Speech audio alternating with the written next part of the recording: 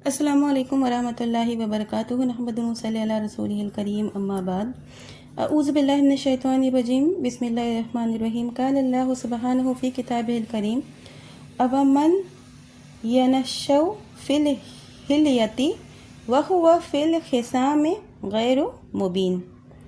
आज मैं आपको बनाव सिंगार के बारे में कुछ बातें बताना चाहूँगी। इस्लाम ने एक औरत को कितना बनाव सिंगार करने की इजाज़त दी है, क्योंकि ये नई तहज़ीब का दौर है और बहुत सी औरतें गैर मुस्लिम औरतों को देखकर समझे बगैर बनाव सिंगार यानी कि फ़ैशन में उनके पीछे दौड़ने लगती हैं और ये जानने की कोशिश नहीं करते कि हम मुसलमान हैं और अपने दीन के पाबंद हैं। इसलिए हमें वही करना चाहिए जिससे अल्लाह रब्बुल आलमीन खुश हो और मुहम्मद रसूलुल्लाह सल्लल्लाहु अलैहि वसल्लम ने जिसकी इजाज़त दी हो। इसी को बताने के लिए मैंने अल्लाह की हम्द और नबी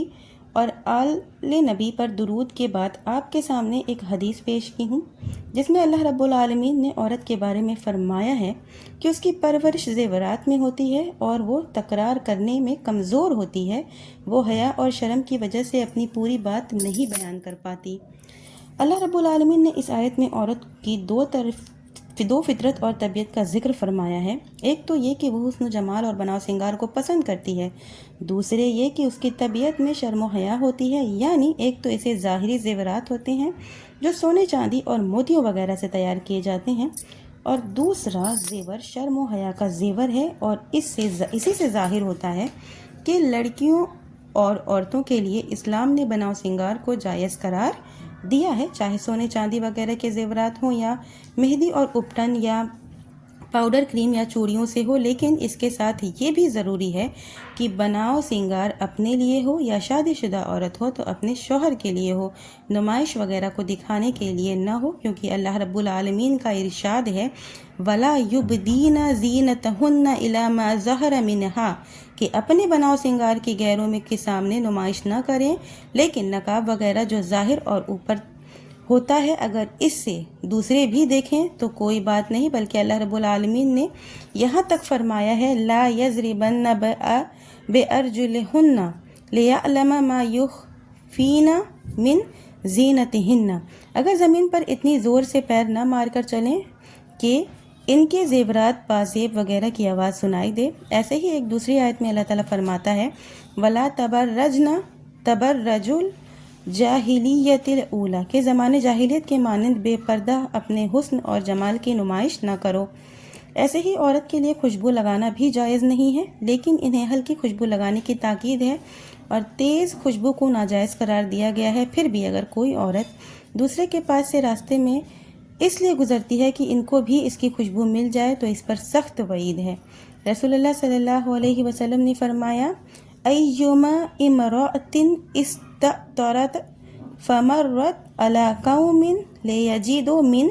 रीहिहा फहिया ज़ानियतन, कोई औरत खुशबू लगाकर किसी के पास से इसलिए गुजरे ताकि इसे भी इसकी खुशबू मिल जाए तो ऐसी औरत ज़ानिया है। ऐसे ही औरत के लिए ऐसे कपड़े और लिबास नाजायज़ हैं जो मर्दाना होते हैं और ऐसी औरतों को हदीस से मलऊन करार दिया गया है। फिर गोदना गुदवाना, अपने बालों में दूसरे बालों को जोड़ना और हुस्न जमाल के लिए पेशानी के बाल नोचना, दांतों को बारीक करना, ये सारे ही काम नाजायज़ और लानत की चीज़ों में शामिल हैं। बुखारी शरीफ की रिवायत है कि इन औरतों पर अल्लाह की लानत है जो हुस्न के लिए दो दांतों के दरमियान दूरी कराती हैं और अल्लाह की पैदा करदा सूरत को बदल देती हैं।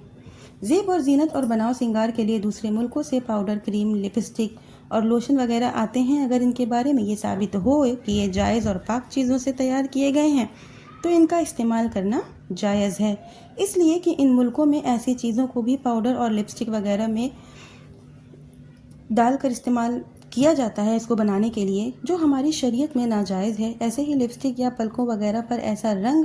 और पॉलिश वगैरह लगाना जिस पर पानी का असर नहीं होता, वज़ू नहीं होता और नहाने से औरत पाक होती है। इसी वक्त औरत बनाव सिंगार करके और खुशबू लगाकर महफिलों की जीनत बनती हैं और दूसरों के सामने अपने हुस्न जमाल की नुमाइश करती हैं और नाजो अदा से बातें करती हैं, लेकिन ऐसा करके वो अपनी आखिरत अंधेरी बनाती हैं। हज़रत मैमूना रज़ी अल्लाह अन्हा से रिवायत है जो औरत अपने शौहर के सिवा दूसरों के लिए बनाव सिंगार करती है वह क़यामत के दिन उस अंधेरे के मानिंद है जिसमें कोई रोशनी नहीं होगी। ایک حدیث میں رسول اللہ صلی اللہ علیہ وسلم نے فرمایا کہ 2 جہنمی گروہ ایسے ہیں جنہیں میں نے نہیں دیکھا، ایک ایسے حکام جو دوسروں پر روب ڈالنے کے لیے لمبے کوڑے لیے لوگوں کو بے وجہ ماریں گے، اور دوسری ایسی عورتیں جو ناز و ادا سے چلیں گی، دوسروں کو اپنی طرف مائل کریں گی، کپڑوں اور لباس میں ہوں گی، پھر بھی ان کے کپڑے اتنے باریک اور بدن سے سٹے ہوں گے کہ ان کے بدن جھلکیں گے اور ان کے اعضاء نمایاں ہوں گے، ان کے کاکل اونٹ کے کوہان کے مانند بلند اور ابھرے ہوئے ہوں گے۔ ایسی عورتیں نہ تو جنت میں جائیں گی اور نہ ہی جنت کی خوشبو پائیں گی، جبکہ جنت کی خوشبو بہت دور سے ملے گی۔ تو میری پیاری سوشل میڈیا کی بہنوں، دنیا کے چند روز کے عیش و آرام کے لیے اپنی آخرت کو تباہ کرنا اور جنت کی خوشبو تک سے بے نصیب رہ جانا کیا مسلمان عورت پسند کرے گی؟ کوئی مسلمان عورت پسند یہ نہیں کرے گی۔ میں آپ کو پیارے نبی کی ایک اور حدیث سناؤں گی جس سے بڑا انسان کا کوئی ہمدرد نہ پیدا ہوا اور نہ ہو سکتا ہے، اور آپ کی سچائی کا سب سے بڑا ثبوت یہی ہے کہ آپ نے اب سے ہزاروں سال پہلے جو کچھ بیان کیا ہم اس وقت سے اپنی آنکھوں سے دیکھ رہے ہیں، اور ہمارے سامنے ایسی عورتیں بھی ہیں جو اسکرٹ کے بازاروں اور پارکوں میں پھرتی ہیں، اور وہ بھی ہیں جن کے لباس اتنے باریک اور بدن سے سٹے ہوئے ہیں کہ وہ کپڑے میں بھی ننگی ہوتی ہیں، تو وہ بھی یہ حدیث سن لیں۔ ایک رات نبی صلی اللہ علیہ وسلم سوئے ہوئے تھے کہ ایک اٹھ پڑے اور فرمایا، رات میں بہت سے فتنے اور بہت سے خزانے اتارے گئے ہیں، دنیا کے اندر بہت سی لباسوں میں ملبوس عورتیں آخرت میں ننگی رہیں گی۔